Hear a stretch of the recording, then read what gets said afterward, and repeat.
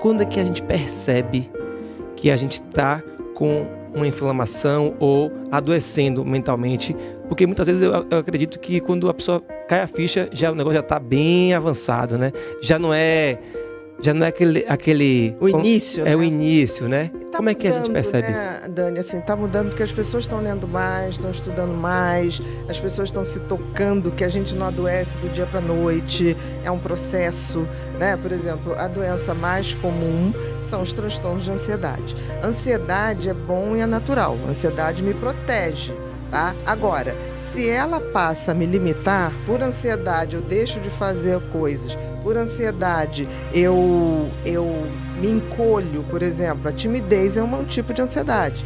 Mas se eu deixo de fazer as coisas por timidez, eu deixo de ter uma timidez normal para uma patológica, que é a fobia social. Aquelas pessoas que se vão dar uma palestra, elas passam mal, elas suam, têm taquicardia, e isso tem tratamento. Existe também, os transtornos de ansiedade disparadamente são os mais comuns. Você tem um número assim, Bia, para eu ter uma noção assim, de quantas pessoas são em 2016, afetadas? a gente tinha mais ou menos, numa faixa no Brasil, 18 milhões de pessoas com transtorno de ansiedade. De transtorno de ansiedade você tem pânico, ansiedade generalizada, estresse pós-traumático, o próprio toque também é um transtorno de ansiedade, um pouco mais complexo, mas é um transtorno de ansiedade. Você tem... São manifestações diferentes para um mesmo problema, vamos dizer assim. Para o mesmo setor, esse circuito do medo é como se ele entrasse numa erupção e ele começa a descarregar adrenalina e noradrenalina numa quantidade que você está sempre em estado de alerta, de alarme. Então, por exemplo, é normal eu ter medo se eu estou de noite num lugar escuro? É normal. Agora, se eu nesse lugar escuro, qualquer sombrinha, eu já paraliso e desmaio ou entro em pânico, isso é um transtorno de ansiedade. Entendi. O volume muito alto, a É intensidade. interessante que a gente tem uma coisa que é importante. Qualquer adoecimento mental do comportamento, ele não é qualitativo, ele é quantitativo. O que significa isso? Significa que quando a gente fala, fulano está com uma doença mental, todos nós podemos ter tracinhos daquilo, mas aquela pessoa está numa quantidade daquilo que passa a ser patológico. Então, quando a gente fala assim, não entendo que uma pessoa tenha taquicardia. Claro que entende. Se você pegar e entrar numa esteira e acelerar, vai ter taquicardia. Aí você fala assim, mas aí é normal. Sim, aí é normal. O anormal é quando a taquicardia vem e eu não estou fazendo nada. Entendeu? Sim. Mas dá pra gente se colocar na posição do outro. Então, o transtorno de ansiedade, mais ou menos, mas isso depois da pandemia, isso teve um aumento em média de 25% a mais. Foi um catalisador, né? Foi um catalisador. A depressão também é a segunda, né? A depressão, em 2016, 2017, a gente tinha aqui no Brasil algo em torno de 11 milhões de pessoas.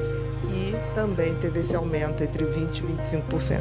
Agora, a gente tem que entender que isso é o que foi catalogado, que foi feito diagnóstico. A grande maioria não é. É porque não é um tabu, né? Tem muita gente que tem medo de... Tem muita gente que tem frescura. medo. Tem muita gente que tem medo, tem muita gente que não tem acesso. A gente fala assim, o SUS funciona, você tem CAPS, funciona, que é o CAPS é específico para os transtornos mentais. Mas se você for ver, tem poucas cidades que tem CAPS. Quando você vai pro interior mesmo, você não tem mais CAPS. E fora que as pessoas também não têm acesso a medicamento. Acesso, né? Então, assim, é como complicado. Tratar sem medicamento, né? Não, até tem, mas tem que informar muito mais. Eu acho que a gente está vivendo um momento que até as pessoas me agrada muito, apesar das pessoas estarem falando negativamente, mas eu acho que essa explosão de informação do teu podcast, do nosso, de tantos outros, trazendo especialistas, a gente está conseguindo passar para as pessoas que está todo mundo no mesmo barco, só vai sair através do autoconhecimento e do conhecimento.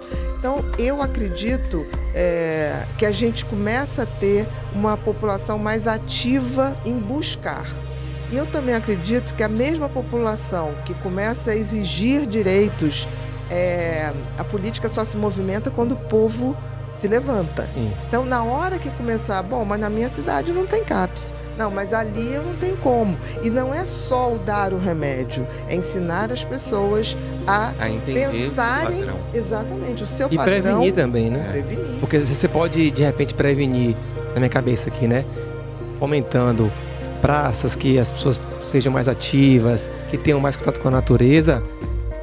E pode também fomentar o tratamento, né? Para a pessoa que não teve, vamos dizer assim, uma forma de desopilar isso, uma válvula de escape, né? Óbvio que a gente está falando também de questões que vão muito além do que a gente pode controlar, que é a insegurança, que é Traumas. desemprego, que é né, falta de acesso, exatamente. enfim, tipo, e aí?